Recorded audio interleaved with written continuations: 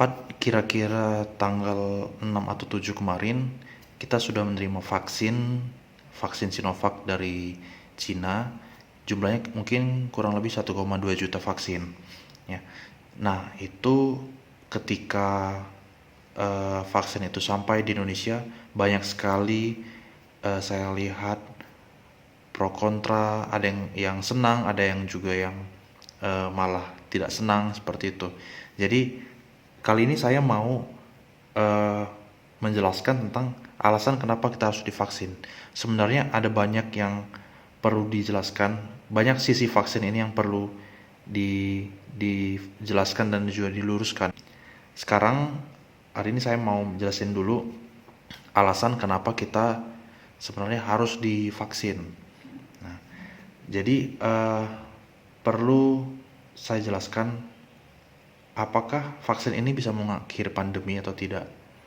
Sebenarnya ada satu cara supaya kita menyelesaikan pandemi ini, dan itu sangat mudah.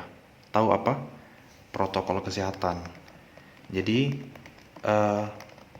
dengan menerapkan protokol kesehatan, sebenarnya kita bisa mengakhiri pandemi sebenarnya ya. Tapi faktanya pandemi saat ini tidak berakhir. Kenapa ya seperti itu? Nah, ini yang menjadi pertanyaan. Kenapa tidak bisa mengakhiri pandemi? Padahal sebenarnya kalau kita perhatikan, protokol kesehatan ini sangat cukup baik.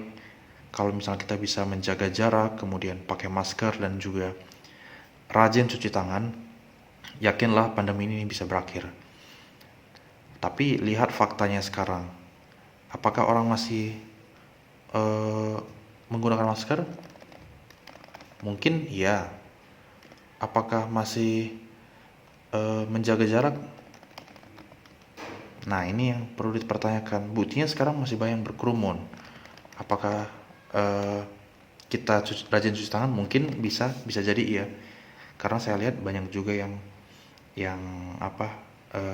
membawa hand sanitizer kemana-mana. Jadi mungkin ya rajin cuci tangan. Tapi kalau menjaga jarak mungkin tidak. Masker juga masih banyak yang salah menggunakannya, dan banyak juga yang tidak pakai masker. Nah, karena itu karena hal ini makanya saya yakin agak sulit pandemi ini diakhiri. Kemudian ada solusi lain, yaitu vaksin.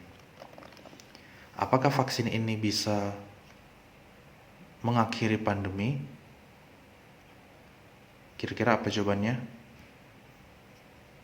Apakah bisa mengakhiri pandemi? Jawabannya tidak ya.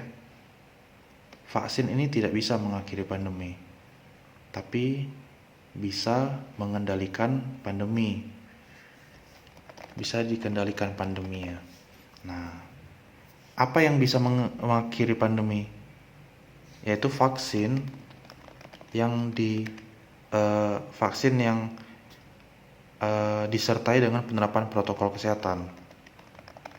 Kalau misalnya kita sudah divaksin, kemudian kita tetap menerapkan protokol kesehatan, yakinlah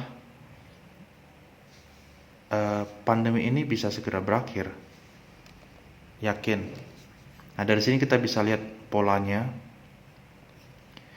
Polanya apa? Bahwa dengan menerapkan protokol kesehatan, ini protokol kesehatan, pandemi bisa berakhir. Jadi bukan vaksinnya yang membuat pandemi berakhir, tapi protokol kesehatan. Itu kuncinya. Ingat, protokol kesehatan. Jadi itu harga mati, harus dikerjakan terus-menerus. Memang kalaupun kita sudah menerapkan protokol kesehatan, semua orang belum tentu pandemi itu langsung segera berakhir, tidak. Mungkin butuh waktu juga secara perlahan hingga jumlah kasus akan menurun. Ya, tapi harus sabar. Tapi masalahnya sekarang ternyata tidak semua orang yang mau menerapkannya. Nah, sehingga sekarang hari ini kita akan bicara tentang vaksin. Sebenarnya apa tujuan vaksin ini harus diberikan pada kita? Salah satu yang target kita kenapa kita harus melaksanakan vaksinasi, yaitu untuk mencapai herd immunity. Mungkin Anda sudah pernah mendengar istilah ini. Kira-kira mungkin sekitar bulan April kali ya. April ketika sudah mulai banyak kasus, istilah herd immunity ini muncul. Herd immunity ini muncul dulu. Jadi artinya herd immunity ini apa? Artinya itulah kekebalan kelompok. Jadi ada satu kelompok yang memiliki kekebalan terhadap COVID-19. Itu namanya herd immunity. Nah, jadi ini yang ingin kita capai melalui vaksin. Apa syaratnya supaya kita bisa mencapai kekebalan kelompok ini? Harus sekitar 60-80% dari populasi kita harus kebal. Itu syaratnya. Jadi kalau misalnya kita ada sekitar 250 juta, jadi sekitar minimal 60%-nya aja itu harus kebal. Pasti itu kan butuh lama ya, butuh waktu yang sangat lama. Karena vaksin yang datang aja baru 1,2 juta, kemudian nanti di Januari didatangkan lagi. Dan kita sendiri pun juga nanti membuat vaksin dari bahan bakunya, ya mungkin sekitar puluhan juta. Nah, untuk mencapai 60%, setengahnya saja, 50%-nya saja itu butuh 125 juta kan. Jadi pasti cukup lama, pasti butuh proses nanti. Kemudian kalau kita sudah kebal, barulah kita bisa mencapai kita akan bisa mencapai ini, herd immunity tadi. Nah, ini target kita. Apakah ada cara lain untuk mencapai herd immunity ini? Ada cara lain, yaitu dengan membiarkan semakin banyak orang terinfeksi, sehingga terbentuk kekebalan secara alami. Nah, tapi yang seperti itu sebenarnya tidak etis, karena semakin banyak orang yang akan meninggal, semakin banyak orang yang akan sakit dan menjadi korban, pasti semakin banyak. Saat ini saja jumlah kasus kita itu kurang lebih berapa? 850.000 ya, 850.000. Ini 850.000 kasus, belum sampai 1 juta. Sementara jumlah penduduk kita berapa? 250 juta. Artinya apa? 1%-nya saja belum sampai. Kapan kita bisa mencapai 60% yang kebal? Nah, artinya itu pasti sangat lama. Sehingga kita perlu vaksinasi supaya mencapai ini. Begitu. Nah, muncul pertanyaan, apakah nantinya kalau sudah divaksin pandemi berakhir? Jelas tidak ya.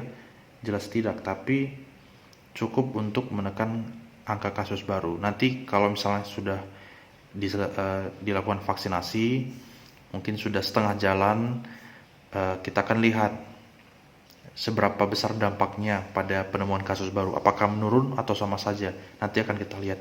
Mungkin itu bisa kita lihat sekitar awal-awal tahun mungkin ya. Januari sampai April mungkin kita bisa lihat, kita bisa nilai.